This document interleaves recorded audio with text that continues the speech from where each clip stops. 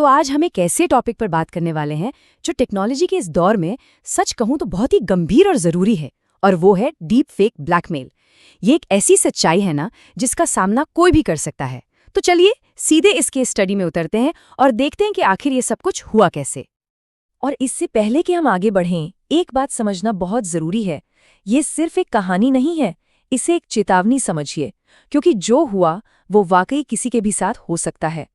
तो कहानी शुरू होती है अनुष्का से, एक ऐसी लड़की जिसकी जिंदगी बिल्कुल नॉर्मल चल रही थी जब तक कि उसके फोन पर एक अनजान मैसेज नहीं आया। एक ऐसा मैसेज जो सब कुछ बदलने वाला था। अनुष्का ने वो मैसेज खोला और उसमें एक वीडियो था। वीडियो में चेहरा तो हूबहू अनुष्का का था, पर वो अनुष्का नहीं थी। सोचिए एक पल के लिए, कैसा लगा होगा उसे। पहला रिएक्शन जाहिर है शॉक और कंफ्यूजन। यकीन ही नहीं हुआ होगा। और यही तो होता है डीपफेक का पहला हमला, दिमाग को सुन कर देना ताकि इंसान समझ ही न पाए कि उसके साथ हो क्या रहा है। और वो शॉक अभी खत्म भी नहीं हुआ था कि एक और मैसेज आता है। कोई लंबी चौड़ी बात नहीं, सीधी डिमांड, 5 लाख रुपए दो वरना ये वीडियो वायरल हो जाएगा। बस यहीं से डर, बेबसी और ब्लैकमेलिंग का वो घिनौना खेल शुरू हो जाता है।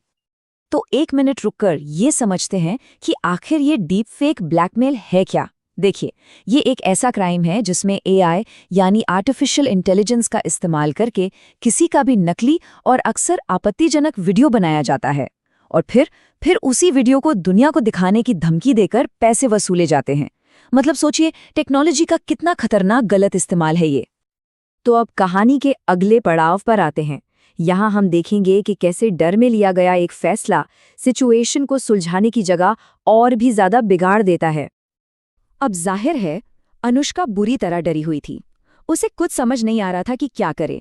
तो उसने वही किया जो शायद कोई भी उस हालत में करता। उसे लगा कि शायद थोड़े पैसे देकर इस मुसीबत से पीछा छुड़ाया जा सकता है, और इसी उम्मीद में उसने ब्लैकमेलर को 20,000 रुपए ट्रांसफर कर दिए, बस ये सोचकर कि यह सब यहीं खत्म हो जाए। लेकिन क्या ऐसा हुआ? नहीं, बिल्कुल नहीं।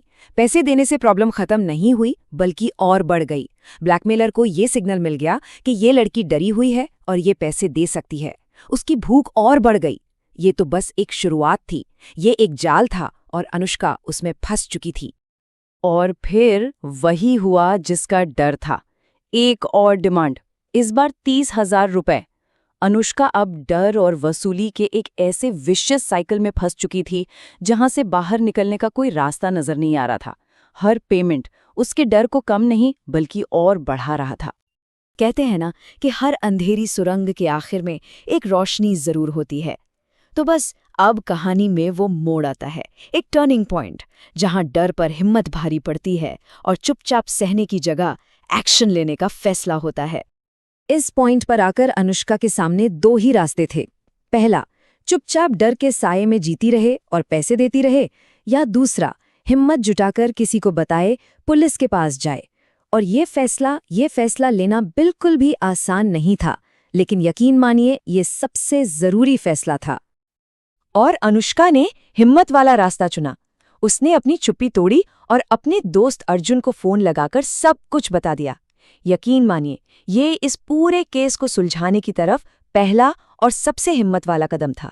किसी अपने को जिस पर भरोसा हो सब कुछ बता देना बहुत बड़ी ताकत देता है।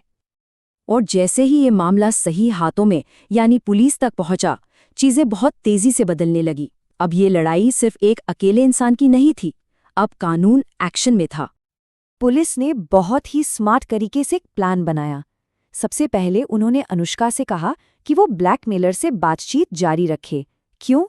ताकि पुलिस को उसकी डिजिटल लोकेशन ट्रेस करने का वक्त मिल सके। इसके बाद लोकेशन को ट्रेस किया गया और फिर अपराधी को धर दबोचा गया। ये प्लान बिल्कुल कामयाब रहा। ये दिखाता है कि सही स्ट्रैटेजी से अपराधी तक पहुंचना मुश्किल नहीं है। और नतीजा? ब्लैकमेलर गिरफ्तार हो चुका था। ये एक बहुत बड़ी जीत थी, सिर्फ अनुष्का के लिए नहीं बल्कि हर उस इंसान के लिए जो ऐसे किसी साइबर क्राइम का सामना कर सकता है। आखिरकार इंसाफ हुआ। तो इस पूरी केस स्टडी से हमें क्या सीख मिलती है? सबसे बड़ी बात, जानकारी ही बचाओ है। अवेयरनेस ही सबसे बड़ा हथियार है। तो चलिए अब कुछ ऐसे ज़रूरी पॉइंट्स पर बात करते हैं जो हमें ऐसे क्राइम से बचने में मदद कर सकते हैं। तो सबसे पहली और सबसे ज़रूरी बात है सावधानी। अपनी प्राइवेट जानकारी, फोटो, वीडियो कुछ भी ऑनलाइन शेयर करते वक्त एक्स्ट्रा केयरफुल रहें। दूसरी बात, किसी भी अनजान नंबर से आई मैसेज या ईमेल पर आंख बंद करके भरोसा ना करें। और अगर कभी कोई ब्लैकमेल करने की कोशिश करे तो उससे उलझने की बिल्कुल ज़रूरत नहीं है। एक बात गांठ बांध लीजिए, फिरौती कभी नहीं देनी है, क्योंकि एक बार पैसे दिए तो उनकी डिमांड बढ़ती ही जाएगी। और सबसे इम्पॉर्टेंट कदम, बिना देर किए फौरन पुलिस या साइबर क्राइम सेल को इसकी जानकारी दें। तो इस पूरी बातचीत को हम एक सवाल के साथ खत्म करते हैं। अनुष्का की ये पूरी कहानी जानने के बाद अगर ऐसी कोई सिचुएशन किसी के भी सामने आती है तो उसका पहला कदम, सबसे सही कदम क्या होना चाहिए? इस पर सोचिएगा ज़रूर, क्योंकि जागरूक रहेंगे तभी सुरक्षित रहेंगे।